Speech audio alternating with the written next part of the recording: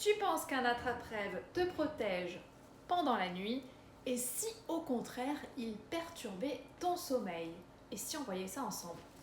Je te rassure, l'attrape-rêve va bien.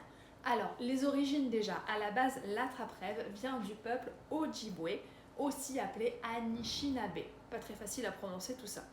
Traditionnellement, c'était un objet sacré fait en bois de sol, plumes et fils naturels. Il était placé au-dessus du berceau des enfants, pas comme déco, non pas comme aujourd'hui en fait, mais plutôt comme protection énergétique et spirituelle. Donc avec le temps, tu auras compris, il s'est diffusé à d'autres tribus, puis au monde entier. Et là, on a commencé à en faire des versions un peu plus industrielles et surtout totalement déconnectées de sa symbolique. Donc pour te parler de mon expérience personnelle, quand j'en ai mis un dans ma chambre, en fait, j'ai eu l'effet inverse. Donc des rêves très lourds, une énergie bizarre, pas mal de cauchemars. Donc j'ai pas du tout aimé, du coup je l'ai enlevé.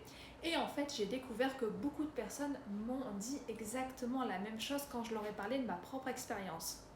Donc en fait, il faut savoir que dans les traditions autochtones, un attrape-rêve doit être fabriqué avec intention, purifié et placé correctement. Et surtout qu'il doit être porteur d'une énergie positive. En fait, s'il n'y a pas tout ça, il peut retenir des énergies stagnantes et au lieu de filtrer comme il devrait faire, il va juste alourdir l'ambiance d'une chambre. D'où le fait que ça m'ait fait ça. Un peu comme poser un objet spirituel sans charger, si tu vois ce que je veux dire, ou sans en comprendre le sens. Donc oui, spirituellement, ça peut déranger ton sommeil s'il n'est pas aligné, pas purifié ou simplement pas fait pour toi, ce qui arrive aussi. Donc mon conseil, si je dois t'en donner un, c'est d'écouter ton ressenti. En fait, en énergie comme en bien-être, ton corps et tes rêves ne mentent pas.